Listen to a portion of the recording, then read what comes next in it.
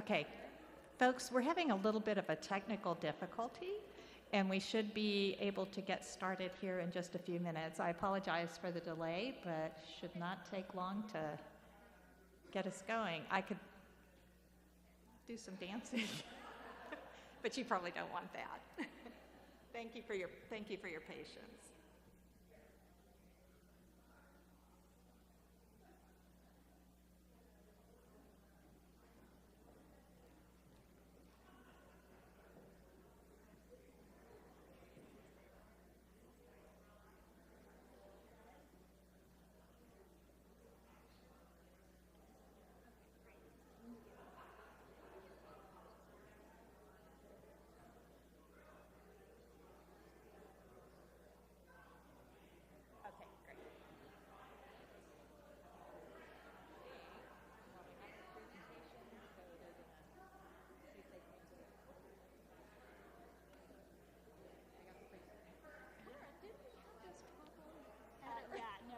It didn't work. Yeah, you're right. And last week I was at League of Women.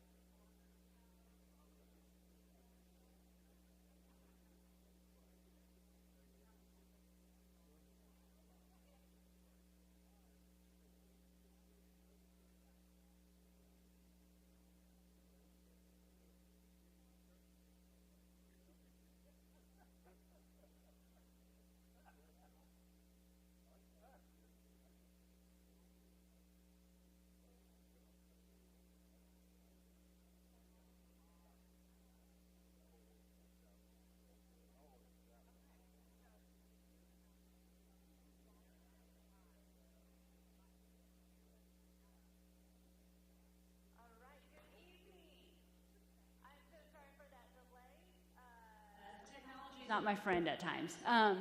But welcome to First United Methodist Denton. My name is Reagan Gilliland. I'm one of the co-lead pastors here, and we are thrilled that you are here tonight. It's our third installation of a speaker series that our church board of society has put together. And so if you're on that committee or that's, are you committee? We're committee? Raise your hand and go, woo woo. Okay. So they do incredible work, and I'm so thrilled to have them as part of our church. Yes.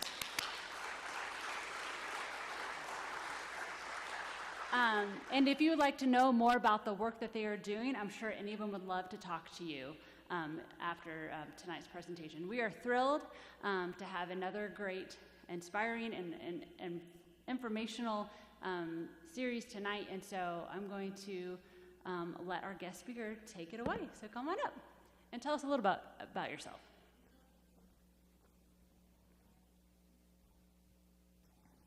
Okay, can you hear me? Okay, hi everyone. I'm Lauren Santoro. I'm an assistant professor of political science at UT Dallas. The emphasis on assistant. I don't have tenure yet, so assistant professor. And also, I'm not here in any official capacity, so don't ring my employer or anything. But I do study misinformation and specifically how information diffuses among individuals, and I teach a class at UT Dallas on fake news. So I'm talking today about fake or fact. Can you tell the difference? And do you want to?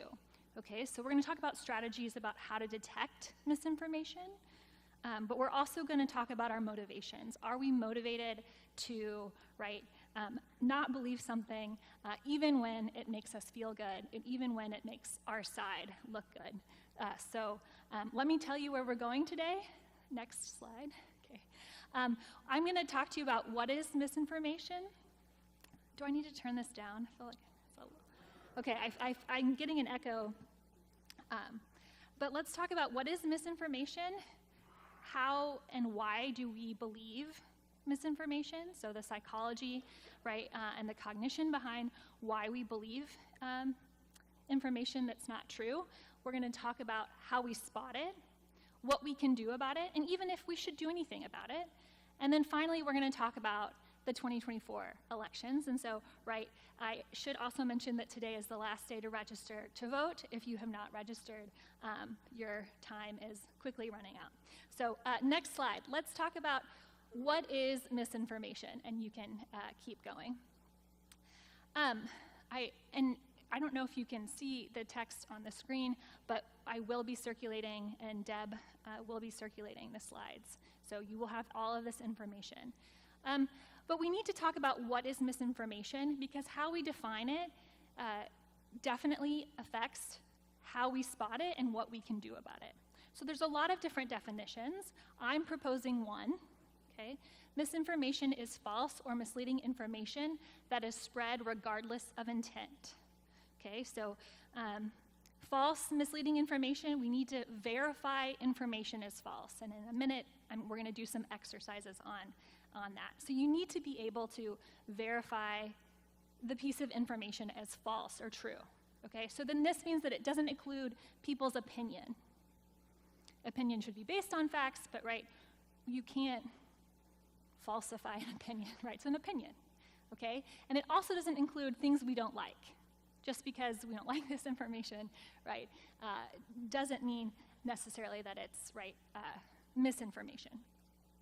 And I'm saying that intent doesn't matter, because false information can mislead, can change behavior, can have effects, regardless of whether it was spread with malintent or not. Okay, so false information that is spread regardless of intent, and I'm going to argue that it's harmful. I think that that's something we agree on, And then next slide. So verifiably false. How do we verify something as false? And you can move forward. So this is a meme, and I apologize, you probably can't see it, but it's from Mark Hamill, aka Luke Skywalker, and he's saying, with fear for our democracy, I dissent. And you see it's a meme of President Trump, raising a hand, and it's talking about Project 2025, okay, which is the Heritage Foundation, a policy, a really, really long brief on kind of what the new Trump administration, a new presidential administration should do. And if we were trying to understand if this meme was true or false, how would we verify the veracity, the truth of claims in this meme? What would you do? Read it, okay? So this is easy, it takes time, but we could go and read Project 2025, and we could verify if these statements on the meme are true. And you can't read all of the statements, and I can barely read all the statements from here, but some of the statements and a lot of the statements on this meme are true, but there's a lot that are also false, okay? So this meme says that Project 2025 says that they want to and calls for cutting Social Security.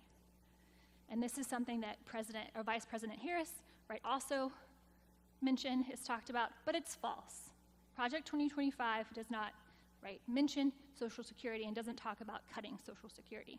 So that's an example. There are things on this meme that are true, there are some that are false, and there are some that are false that even originated on The Onion, right, or satire sites that, right, were incorporated into this meme. So again, we can verify, we can go to the source of what is actually in Project 2025, but this particular meme contains false information. There's true information, but there's false information as well, and then you can move forward. Here are two other examples, and I don't think that you can see them, which is a bummer, but on your right is a envelope, and on the envelope there's an R. So this is from Minnesota and the election administration in Minnesota, and this person on Instagram is saying, did you know that in Minnesota they mark your party affiliation in the outside of the envelope for your mail-in ballot? Why would they do that? To tip off corrupt men and women delivering or receiving that mail to discard Republican ballots. And this is about Tim Walz being from Minnesota. So how would we verify this information about the R's and mail-in ballots in Minnesota? What would we do? Yeah, Secretary of State, the Elections Division in Minnesota. You could figure this out. And it turns out this is incorrect, okay? So in Minnesota and mail-in ballots, there is an R on the mail-in ballot, but that R indicates if they are registered to vote or not. And this is important in a state in Minnesota because Minnesota, unlike Texas, allows for same-day voter registration. So, when mail-in ballots are sent, you need to know, who's registered, who's not, because anyone can register on up until election day. And the other, I think it's an Instagram post on the right, saying Governor Tim Walz had his police use paintball guns to shoot Minnesota residents if they broke curfew by being on their porches during COVID. And it's a link to a video of police in Minnesota shooting paintball guns at residents. How would we verify if this is false or not? Harder, right? Yeah, original video, maybe we could get a journalist to investigate, figure out the source of this, okay? So this is a little harder to do, but you could figure out, we could, turn to our journalists, the professionals, and see.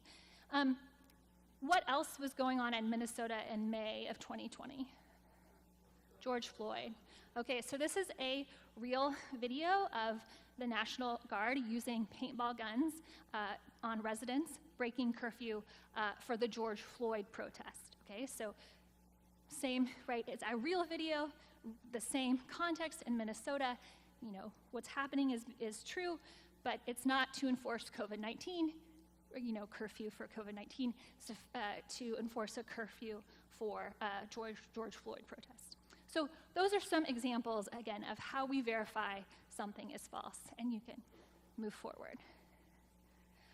Okay, we talked about what is misinformation, verifiably false information that is spread regardless of intent. Now we're going to talk about the science behind why we believe misinformation. So you can move forward again. So first of all, why we believe false information is that we assume speakers are truthful. Not just people you talk to, but you assume, your mind automatically and unconsciously assumes that the information that you read is true. Okay, so to override this assumption, we need to engage in this slow cognition, kind of override this automatic system. We expect speakers to be truthful, however, individuals take liberties with the truth. So in conversations you've had with your friends, maybe this is just me, when you're recounting stories, sometimes you embellish a certain fact, overemphasize something. You don't tell them the whole story to make you look better. But speakers, individuals take liberties with the truth, and people self-report lying in conversation in surprising rates. Okay, so this happens all the time. And some individuals and organizations have incentives to lie. This makes sense. And even, politicians, research suggests and shows that being vague is a winning strategy.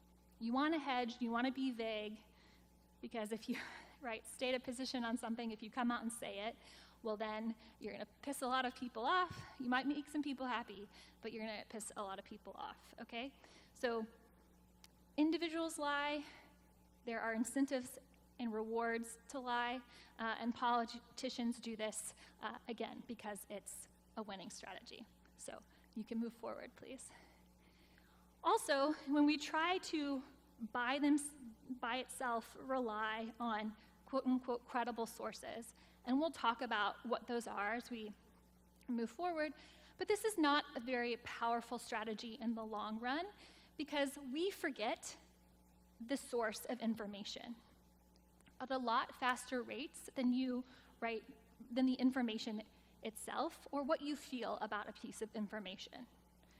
So for example, where did you learn that DC was the capital of the United States? School, right? Maybe, but what grade, right? Is it a teacher? Was this a parent? Okay, this is kind of a silly example just to illustrate the concept that we can remember information and we often forget where it came from.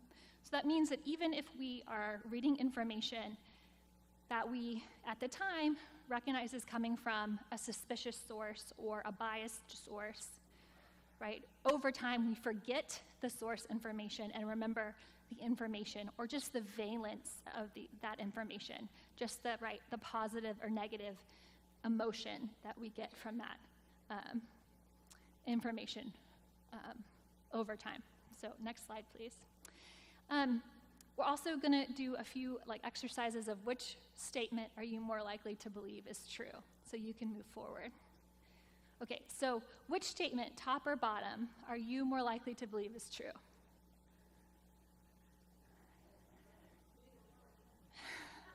Neither one of them is true, you're right. So it's a little hard to tell, but the bottom statement is bolded. Okay, so bolded statements, we're more likely to remember information that is bolded. So this is why in my syllabi, I bold information that I want to make sure the students see, right? But we more likely to remember bolded information, and you can move forward. Okay, leaflets 3, let it be, berries white, a poisonous sight, or white berries are poisonous. The rhyming statement. Okay, so we're more likely to believe rhyming statements, okay? Right, flows off the tongue, it's catchy, you remember it. Okay, you can move forward. The stormy seas tossed the boat, or he saved up his money and bought a boat.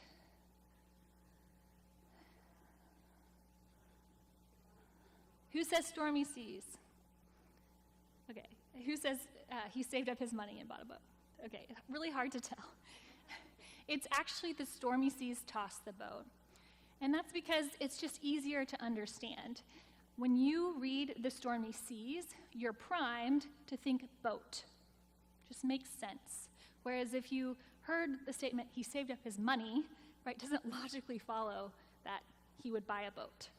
Okay, so information that is easier to understand, or is primed. Again, the stormy seas is priming the idea of the boat that is easier to understand. Next slide, please. Okay, the Roma is the largest river in Italy, or butterflies are in the same evolutionary family as centipedes. Which statement? The butterfly. Okay, so when a statement is accompanied by a relevant photograph, you're more likely to believe it. Okay, so it can't just be a photo that doesn't, an image that doesn't apply, but when something is, again, accompanied by a relevant photo or image, you're more likely to believe it. And I should state that both of those statements, these are false statements, okay? So butterfly is not in the same evolutionary family as centipedes, and I think the Po is the largest river in Italy, so I don't want to spread misinformation. But these are both incorrect. Next slide, please. Okay, and so these examples illustrate these ease of processing and ease of understanding heuristic. What is heuristic? It's a cognitive shortcut. It's a decision-making strategy. It's something that you use to help aid and make your decision more efficient. So for example, when you vote in November, candidates, after their name, will be their party affiliation. Okay, so that Republican label or the Democrat label is a heuristic, right? It's something that your mind uses. Okay, I can rely on this label and not have to, can just vote the party ticket and not have to, think too hard about it. But the examples that I talked about, those are the things that are easier to process, easier for our mind to process and understand, are associated with being truthful. Oh, well, that makes sense, so it must be true, okay? You're more likely to believe a clear native speaker, high contrast bolded statements, rhyming statements, information accompanied by a relevant photograph. So that's just, summing up what we just figured out for ourselves. And just because, we hear something a lot, doesn't mean it's necessarily true. So next slide, please. What we also know, and maybe this, is hard to hear for some in this room, it's certainly hard for myself to incorporate and understand, is that we are susceptible to fake news or false information even when we know better, even when we have the information that would tell us otherwise. And it's those of us that are more politically sophisticated, who know more about politics, and I'm talking about myself, that are more prone to, maybe bias and information processing, but we're also more likely to utilize heuristics or decision-making strategies that sometimes can lead us astray. And the more we know about politics or insert field, the better able we are to counter-argue or contradict information that contradicts what we believe about the world. Okay, so the more you know, the more that I am able to recognize, okay, this piece of information, does not support what I already believe, and I have more tools with which to counter-argue or contradict that information. Next slide, please. This is related to what we're going to get back to at the end of our discussion on motivations. The reality is that we are motivated to confirm the truth that we want to exist. And as I said, this is especially true for those who know more about politics, but it's especially true for those of us who feel strongly tied to a political party. The strong Republicans, the strong Democrats. The more important that identity to you, the more this motivated reasoning comes into play, okay? So what are motivations? They're the wishes and desires that we associate with a task. And motivations, whether we're motivated to make an accurate decision, whether we're motivated to make a decision that preserves our beliefs, kind of this directional motivated reasoning, it influences how we search for information, if we notice peripheral information, how we evaluate information, and how we utilize that information in our decision making. Okay, so we are motivated to come to a preset conclusion, to again make decisions that are in line with what we already believe about the world. That is going to shape what information that we read and what we do with that information if we incorporate that information in the first place. Next slide, please. So this is all related to what I've been talking about as motivated reasoning, All reasoning is motivated. There's a goal behind, all reasoning, and it's just determining what are those motivations. So this leads to what I was talking about confirmation bias and the opposite of disconfirmation bias. So confirmation bias is that you look for and remember information that is consistent to your pre-established beliefs, and then disconfirmation bias is when you use inconsistent information and you apply more scrutiny to that, or you counter-argue that information.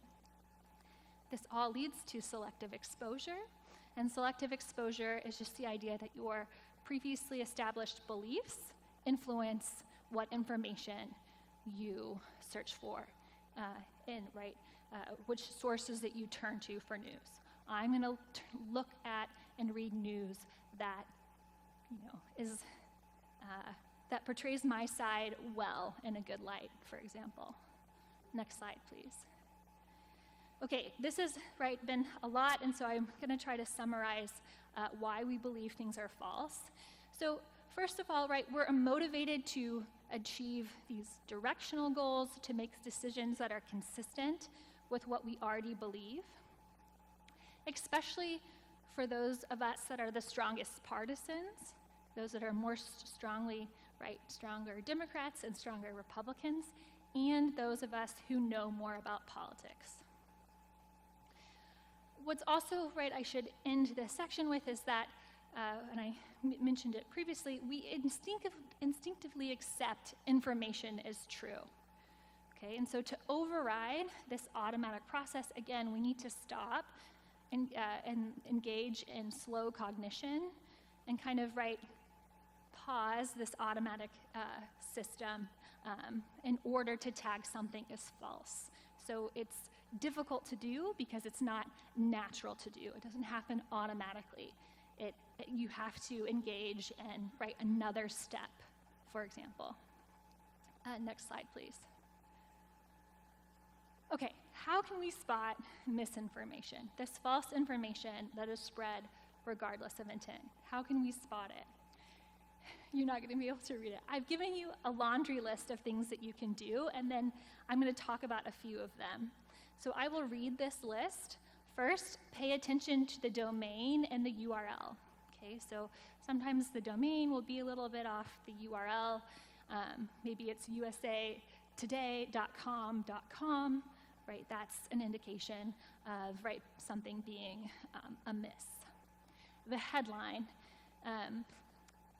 News organizations, sites make money on clicks and advertising.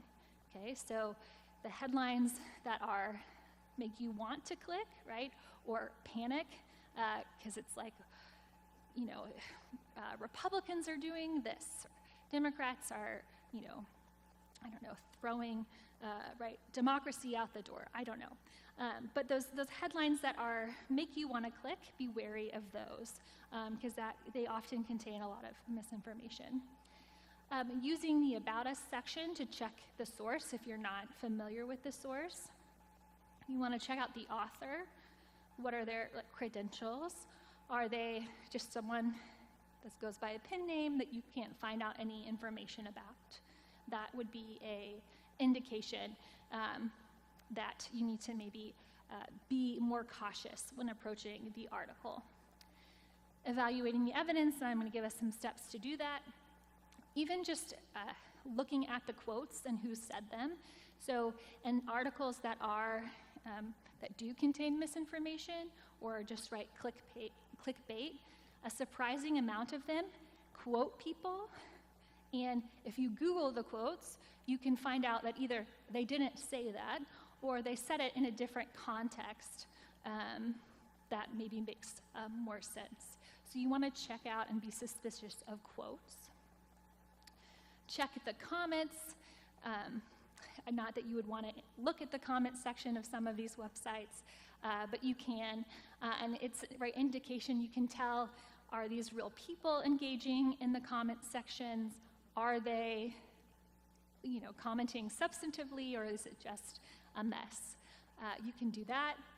Reverse image search, which you can do with Google. Inspect the dates. So sometimes the dates are an indication that, again, something's wrong, and information can be taken out of context that is important to recognize.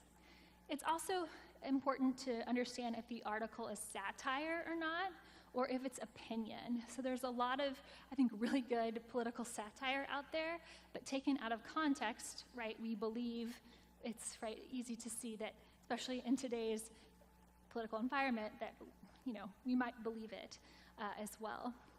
Check your biases and consult fact-checking organizations. Next slide, please. So I'm going to talk a little bit about fact-checking and give you kind of some steps and some resources I think are on your handout. But what is fact-checking? It's essentially, right, they're essentially isolating a claim and they're verifying the validity of that claim. And these claims are typically made by public officials and politicians. And the goal is to identify whether or not the claim is true. Next slide, please. And this is, I've given you like some sources of where to go for this, but it's easy to incorporate, you know, this in our daily reading of news. And that's via reading like a fact checker, right? Doing what I kind of, right, shows you at the beginning, right? Isolating one claim that you can go and you can verify. Use primary sources if possible, okay? If someone's talking about the Constitution, right, says that X, Y, and Z, well, you can look at the Constitution, right? You can verify that. So isolate the claim, seek the best primary source, and, right, do the sources match or refute the claim being made? And then think critically about what are the limitations of the data, of the evidence being presented, and that's how, right, to read like a fact checker. Next slide, please. And again, these are just the organizations that are included on your handout. Next slide. And more organizations, and then next slide. What I will say about, right, fact checking and does it work, right? In theory, it's a good thing, and I definitely think it is a good thing. But the effectiveness of fact-checking is pretty limited, unfortunately. It's a good tool, but the effectiveness is limited. It's more likely to work when the individual thinks that the fact-checker is on their side, okay? So, right, if the New York Times fact-checks, if they say that something is right, false, a Republican might not believe it, right? And there are other ways, right? And it goes both ways, okay? So fact-checking messages are more effective when individuals think and feel that the fact-checker is on their side, okay? And that's intuitive, that makes sense. And more sophisticated individuals, and by that I mean those of us that just know more about politics, you're actually less likely to have your beliefs changed by fact-checking. It doesn't work, okay, as well. It doesn't work as well. And there's no difference between individuals who identify as Democrats or Republicans on this, except that Republicans are more likely to accept fact-checking from pro-attitudinal sources, for sources that they feel that are, right, quote unquote, on their side. Okay, so fact-checking is a good, cool tool, but it doesn't always work. So what else would work? Next slide, please. And you can't see this, but I think that the source is on your handout. This is the All Sides Media Bias Chart, allsides.com. And this is just a chart of bias, okay, and specifically political bias. So on one end, the dark L is, right, liberal bias. The lighter blue L is like lean left, right, lean liberal. There's a center lean right and a right bias. So I should preface the fact that bias, bias, I don't think that it is possible to be unbiased, but it is possible to be aware of the biases of the sources that we read, okay? And, I should also state that they're classifying news organizations into right, bias, but they're not looking at accuracy. Okay, so this is just bias. This is not looking at whether or not the information is accurate or if, right, journalistic standards are upheld, etc. But this is a good resource. On their website, they also have a tool where you can search and you can look at how different sources from across the political spectrum are talking about a political event. Okay, so you can just go to their page and you can see how, right, how is, right, these sources on the right, how are they talking about, right, Milton, right, Hurricane Milton? How are sources in the center, how are sources on the left talking about it? Okay, and it's very, right, eye-opening in that regard. So this is a good source, but it's just bias. It doesn't look at accuracy. Next slide, please. This slide's going to be even more difficult to see. And I apologize. This is from Ad Fontes Media. So, and I think this is also on your sheet. It's ADFONTES media.com. And their media bias chart has both bias and accuracy. So on the y-axis, this bottom axis, sources towards the left lean left, and sources on the right lean right. The higher, right, that you go on the y-axis is, right, more accurate. So the higher you go is, right, there are more accuracy in these sources. So ideally, you would want to read sources maybe in this upper, right, quadrant of organizations. And if you go to their website, this is interactive, you can look for your favorite source and you can understand not just their bias, but also, are they actually doing good reporting? Are they following, standard journalistic standards and guidelines, for example? So we want to be, right, in this upper quadrant of this figure. And you can't see, right, where, and I can barely see kind of these like different news sources, but at the very top is what is called USA Facts, and this is on the sheet. So usafacts.org they just present the facts from the government behind certain statistics. So you'll hear politicians say, right, 48% of Americans are, living without health care. You can look at those facts at USA Facts. I think it's .com, whatever, it's on your thing. Okay, thank you, .org, thank you. So that is up there. But you can see, right, sources like there's an NPR, BBC, PBS NewsHour, some Ballotpedia.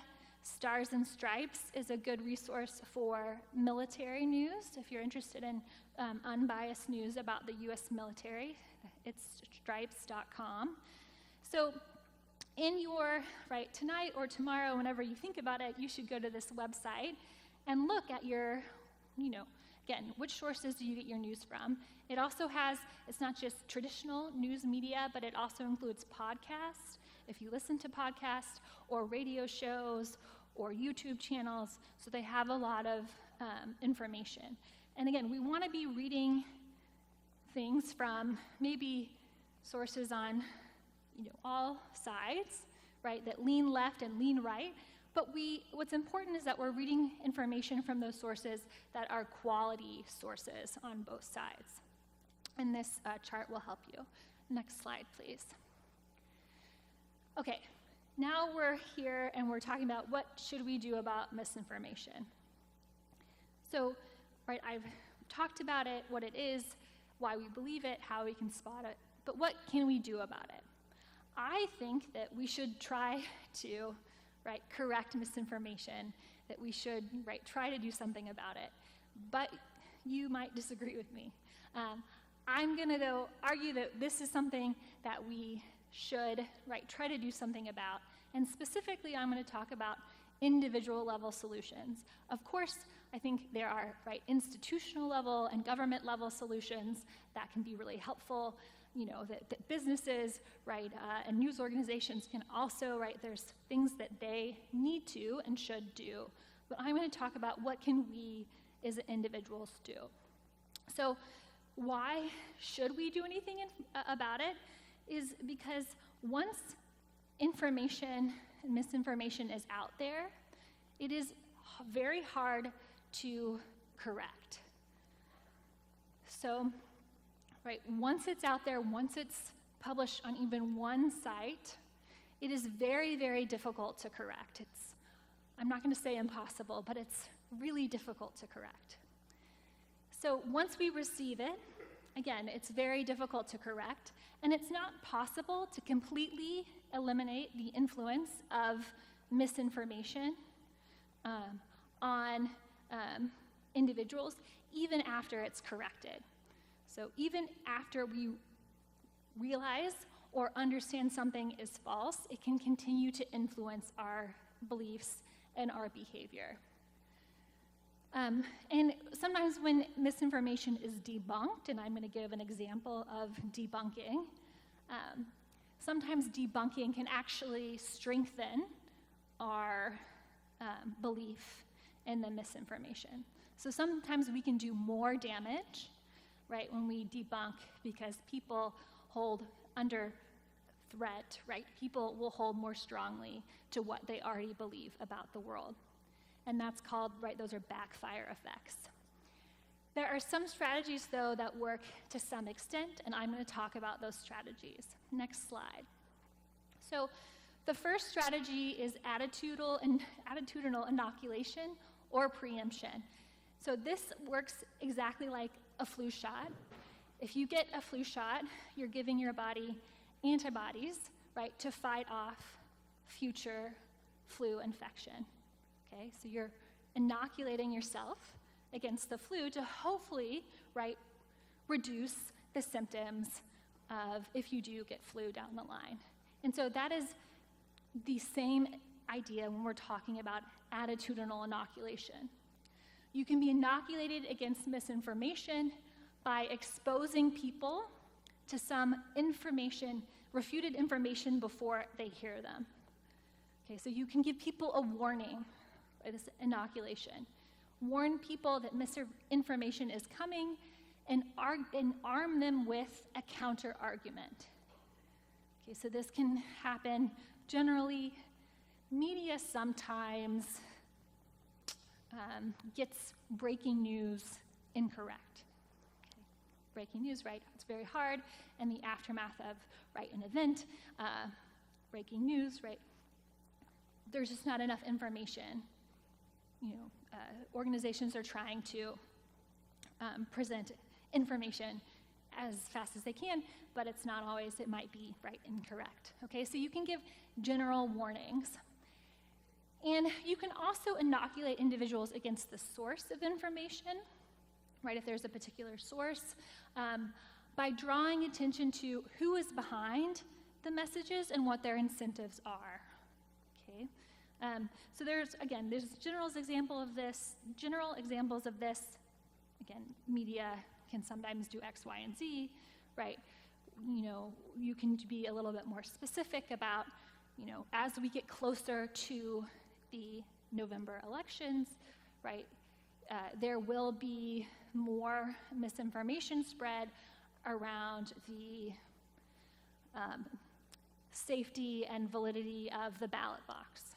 Okay, giving people a warning and providing a counter argument. And next slide, please. You can also, if you can't preempt, you can debunk. Okay, so this is debunking, and there are 5 steps. The first step is fact.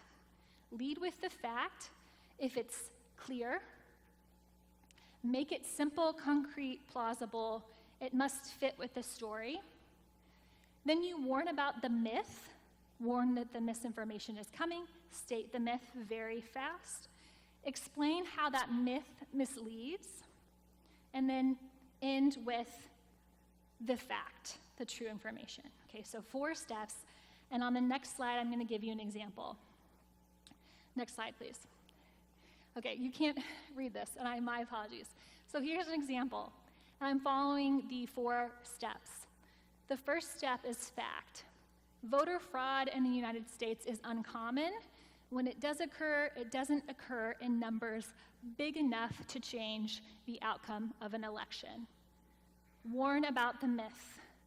Some Democratic and Republican candidates mistakenly claimed that voter fraud occurred in the 2022 midterm elections. Here's where I'm explaining the fallacy. A 2014 study found 31 credible instances of voter fraud out of 1 billion votes cast from 2000 to 2014. In addition, the conservative-leaning Heritage Foundation found 5 cases of fraud throughout the state of Texas in 2022. Since no elections were lost by 5 votes, none of these elections were lost by 5 votes, the small amount of fraud that did happen would not have changed the outcome of the election. Fact, voter fraud is uncommon and has not changed the outcome of an election in the United States. Okay, so that's an example, again, of how to debunk. Again, won't always work, but how to debunk if you cannot, right, preempt or inoculate someone. Next slide, please. How can we, right, limit the consumption and sharing of fake news or misinformation? First of all, take a critical eye toward information as you come across it. Okay, always be skeptical. You should be skeptical. Never believe what you read or see or hear, on TV or read in the newspaper. Just be skeptical. Adopt a buyer beware stance toward all information on social media. Buyer beware. Slow down and consider the provided information, right? And via reading like a fact checker. Next slide, please. Finally, right, consider the bias, track record, and expertise of the source. What are their motives? Become more discerning in your sharing behavior, right? We want to be, right, what we share with friends and family, either publicly or via, right, a group message. Just be more discerning. And consider our own motivations when we are deciding what to share. Why are we sharing the information in the first place? Do we want to prove someone wrong? I'm right, you're wrong, right? Do we want to make our side or ourselves feel better, okay? If those are our motivations, perhaps you shouldn't, right, share. Next slide, please. Moving toward the 2024 elections, I just want to give a warning. So I'm trying to inoculate you. Next slide. And you can't read the information on this slide, but it's talking about efforts, not just from Russia, but Russia, China, Iran, Cuba, insert country here, to get involved and muddy the waters of our election, okay? So Russia's in the game, we knew that from 2016, but it's not just Russia anymore. Again, it's Iran, it's China, Cuba, et cetera, Pakistan, et cetera. And it's not just our enemies, quote unquote, Americans, right, enemies, it's our allies as well, okay? So the Brits are in the game, and we're doing it too, okay? So U.S. is not, I guess U.S. is always engaged in propaganda, but we're involved too.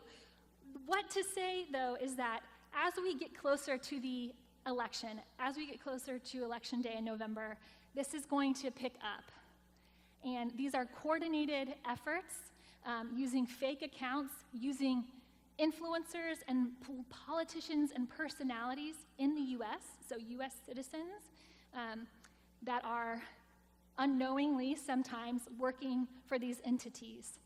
And Russia is trying some tactics, and they're spreading, right, pro-Trump, anti-right Harris messages. Iran is spreading, right, pro-Harris, anti-Trump messages. China's kind of all over the place. Iran specifically is trying to incite violence and political action. again, I'm not sharing this like I don't want to scare anyone, but just to, again, warn us that this is happening and in numbers that we really haven't seen, right, ever, okay? This is happening, and the point, even though they're different countries, and even though there's different messages, but the point is to sow discord. The point is to divide us and get us pissed off at each other. That's the goal, okay? Discord, discontent, that's the goal. So, right, buyer beware, this is happening. Next slide, please. Okay, I don't want to end on a, right, particularly negative note. So let's talk about the fan and the good citizen, okay? So if you think of the fan, I always think of my husband. He's a Dallas Cowboys fan, right? When they lose, which they have been losing a lot for many, many years, right? The team's losses are his losses. Their wins are his wins. The Cowboys, right, the embarrassments are his embarrassments. Okay, that's a fan, right? You are supporting your team regardless of, right, the score, regardless of, who's leading the organization, et cetera, okay? Apply that to politics, okay? So fans in politics are motivated to maintain their allegiance to a political party, be that Republicans or Democrats. The party's losses are their losses, their wins are their wins, their embarrassments are their embarrassments. So, right, their identities are wrapped into, right, the being a member of the political party. Okay, so that's the fan. When we talk about the good citizen, okay, so good citizens are motivated by objectivity and pragmaticism. They want to hold parties accountable, right, to doing what they said they will do, okay? So that's the good citizen, okay? And these motivations or caricatures are often and sometimes can be in conflict with each other. We want to be a good team player, right? Rah, rah, we want to be a good fan. But what if parties are doing something that we don't like, we don't agree with, right? How do we reconcile those things? And that tension, that cognitive dissonance, is uncomfortable. We hate that tension, right? How do we, right, maintain party allegiances and hold, right, parties accountable? And sometimes those competing motivations, again, of being a good team player or of being a good citizen, really do conflict and really are in conflict with one another. And that's really, really uncomfortable. So I want to leave us then with some questions. Okay, what are you motivated to defend? Just think. I think it's good to understand this. What team are you on? Democrats, Republicans?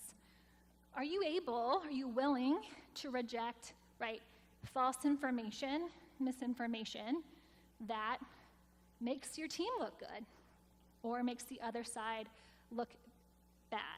Are you actually seeking, right, truth? Or are you reinforcing and defending your partisan views?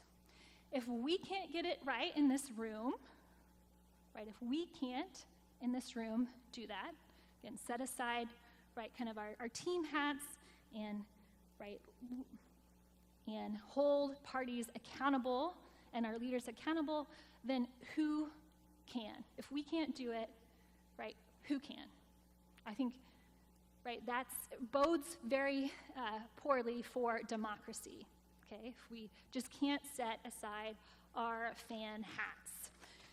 So I'm not, right, asking everyone in this room to agree, right? We need disagreement. We need people that think differently than us. That's, right, where, right, this country has always been, right, the strongest. But we need to redefine what being a good fan looks like. Being a good Republican, being a good Democrat should also mean holding leaders and parties accountable. Should also mean, right, putting country above party, which may be eye roll, right? But we should and could, right, let's redefine what is a fan to include being objective, to include holding parties accountable and leaders accountable for what they say and what they do, and electing politicians who will do the same. So I'm asking us then to remove our Republican and Democrats' hats, to find areas of agreement where we can, and having better and more productive disagreements. We absolutely need to do that.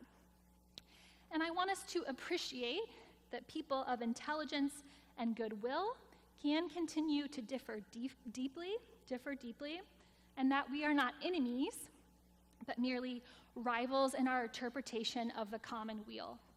So as we move forward to the final days, thank goodness, of the election season, let us remember that, right? We are not enemies, just rivals in our interpretation of what the problems are, what the solutions are, and again, just removing our party hats to consider accuracy, objectivity, and pragmatism.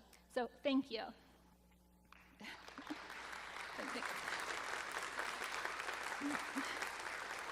My email address, you also cannot see it, but my email address is up there and it's in the slides, but you cannot see.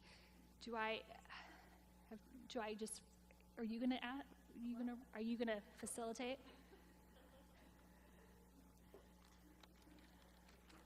Hello. Hello. I'm a little nervous for Q&A, if you know why. Our last event. Anyway, we have time for just probably 2 questions or so. And I wanted to see if anyone had any questions. There's one on the Oh, okay. Okay, I have one here and then one back there. Okay. I know you guys, so this works out well. Okay. Do parliamentary systems change the dynamic much? Okay, so the question is, do parliamentary systems change the dynamic much? So, yes. So there are certain things, of course, misinformation is a problem everywhere, but there are certain things about the United States that really make it this microcosm of misinformation. So, the first is our free speech protections. So the First Amendment protections that exist in this country are truly exceptional. They don't exist anywhere else in the world, even England or free speech protections. That means that you can, say anything. And the government, now Facebook can kick you off, but the government can't do anything about it. So that is one. The other is what you mentioned, right? We have a 2-party system. This is Duverger's law. That's a law in political science. But in a first-past-the-post, winner-take-all system, only 2 parties can exist, and that can lead, when the lines, as they are right now in American politics between Democrats and Republicans, are so clearly drawn, and we're so polarized, that along with, again, these free speech protections that exist, really do make the United States particularly susceptible to misinformation.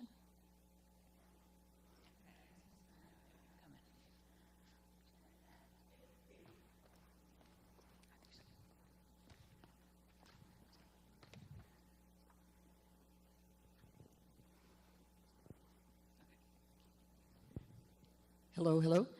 Can you talk for a minute about the impact of artificial intelligence on some of this information? Because I'm aware of one in which a candidate supposedly said some things, and it looked very realistic because of artificial intelligence, and the candidate did actually not say those things. Yes, so artificial intelligence and deep fake videos, so videos where, maybe Obama or former President Trump is, saying something in video form. Both are very big problems, and the technology has just gotten so much better. Every month, every day, the technology is getting better and better, and this is being employed by the foreign, nations that are trying to disrupt and sow discord. So, right, China is using AI and deep fakes, Iran, Russia, etc. But this is happening, and it's really that, like, yeah, even video or a voice where you could maybe trust it in the past, I would, right, be very skeptical of anything that's not, right, verified by a source, a reputable source. But it's absolutely a problem. Do you distinguish between misinformation and disinformation? My understanding is that disinformation is when intent is to misinform others. Yes, so that is a good distinction. So misinformation is the definition I gave you, right? False information spread regardless of intent. And disinformation, right, is the malintent, where the false information is spread intentionally to deceive. Those distinctions are important, but my argument is that they both, right, mislead, and they're both, harmful. And so right, whether or not something is, right, disinformation, intentionally spread, or, right, to deceive, or whether something is spread, right, without that intention, it's still harmful. And again, once misinformation is out there, it is really difficult to correct. And so there is a distinction. It is my belief that the intent doesn't matter, right? Whether false information is spread intentionally or not doesn't matter. It's still harmful. But reasonable people, right, there are different debates in the literature on that. Okay. There's one more. Thanks. Oh, sorry, bright lights. Okay.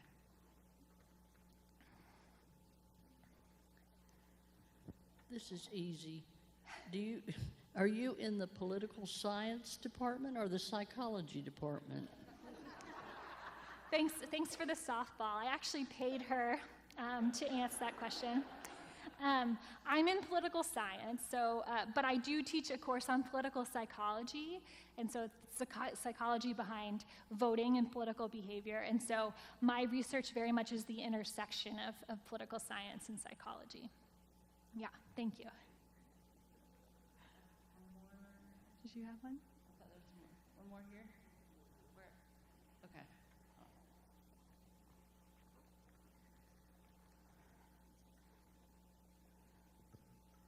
I was wondering if you could say something about the people who refuse to participate and what the thinking is, and can we reach them? So individuals that don't want to vote, is that what you're talking about? Yes. Yeah, okay, so there's a large literature on non-voting, and non-voting is seen sometimes as a form of political participation. So sometimes it can be you don't have the resources to vote, so you can't get off work to vote. You can't, right, you just don't have the time or the resources to get to the polls. Sometimes it can be you're, right, maybe like there's some apathy.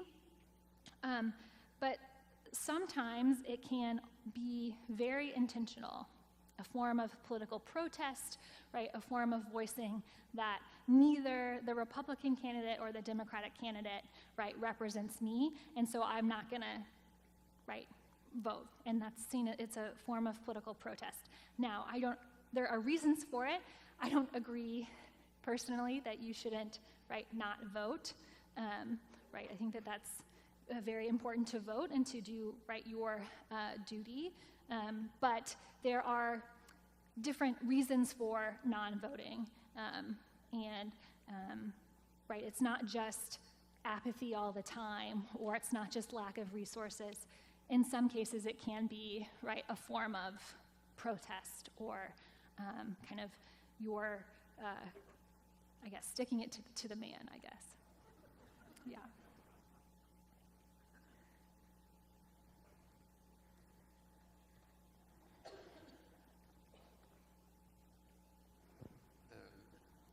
This may be a little off-center, but I appreciate that last question someone asked. It seems to me we're all susceptible to these things if we just look any commercial on TV whether it's for a drug, an automobile, or a food, whatever it is. And the other point is, it's a little more related to political science, I guess. If anybody's ever been in a courtroom and listening to two sides, and if you're in the jury box, somebody's trying to influence you with information or misinformation, and witnesses can see the same thing and give different accounts of it. After the jury has heard it all, they go into a room and they try to decide what's real and what's true. And I suppose for that reason, so many people, when they get the jury call and they have to go down to the courthouse, they just hope they don't get selected. And I suppose sometimes we end up with hung juries because people either have their bias when they walk into the jury room, or they didn't want to be there in the first place, or they're so convinced of their particular interpretation of what they saw, they can't come to a conclusion. And I was just curious if you had any thoughts about that, because that's bringing it down to a very personal level. Yeah. So many people do not get selected for the jury. I hope and sometimes during voir dire, they will tell things that exaggerate things, hoping that one of the attorneys will not pick them. Yeah, so I'll want to start with one of your first points about, right, this happens all the time. The commercials that we see on TV, right, they're trying to get us to buy something or do something. You're absolutely right? They're trying to manipulate us in one form or another. And politics, along with other industries, right, and specifically also, sometimes in news, right, want to grip your emotions because they know that if they get an emotional reaction out of you, they can get you to do something. And the literature on emotions is really fascinating. So if a politician can make you angry, they can make you angry. Anger is an emotion that drives people to action, to violence. It's going to shut down you searching for any information, so it's going to shut down an information search and drive you to action. So if politicians want to get you to vote, right, in November, they're going to make you angry, or protests are going to make you angry. If they make you anxious or afraid, right, when you feel anxious or afraid, you are willing to search for more information. You are willing to, actually learn about what is making you anxious and afraid, but you're going to gravitate toward information that confirms what you already believe via this selective exposure. So this emotional thing is happening, again, not just in politics or political news, but happens in multiple industries.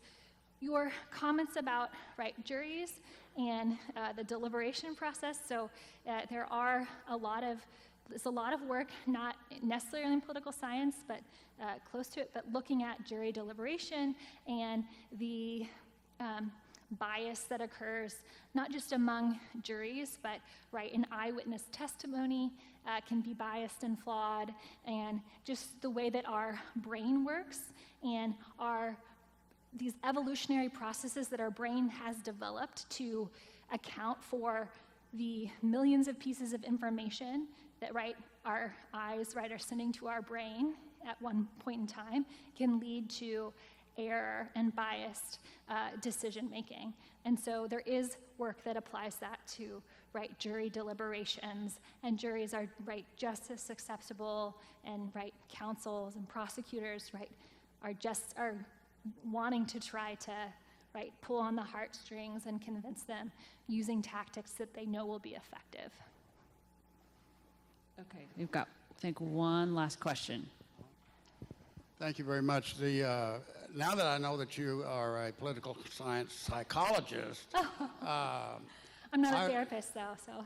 I wonder if political scientists are studying if there's any growth in a segment of the population who basically believes that there's no such thing as fact, there's no such thing as truth, that things are really better if the populace doesn't even care about facts or truth because there is no such thing.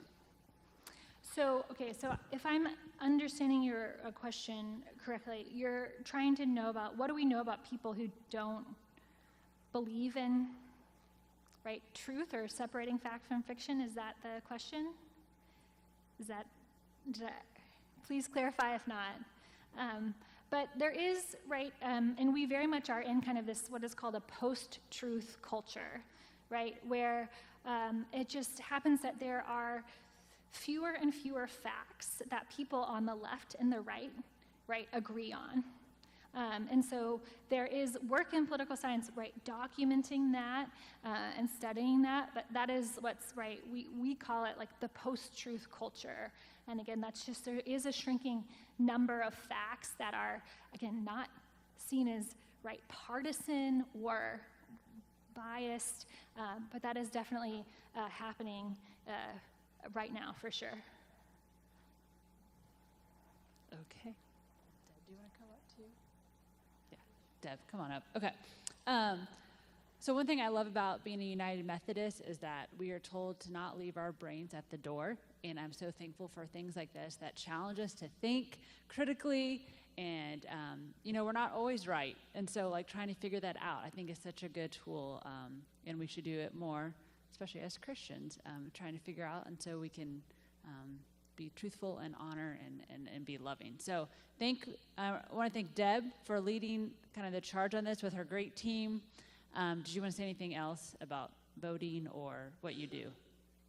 Just that one quick thing, we have some people from League of Women Voters who have information on a table downstairs. Please stop and pick up some really good information that they've brought, plenty for you guys to share. And I do want to say one thing. Lauren has been very gracious. I will be, for everybody who has registered, I will be sending her presentation out to you guys, her PowerPoint slides or a PDF. I'll be sending. And the slides, there's a resources, so it's like an appendix that contains more information as well, but like resources that you can use. Great. So thank you so much, Lauren, for being here with us.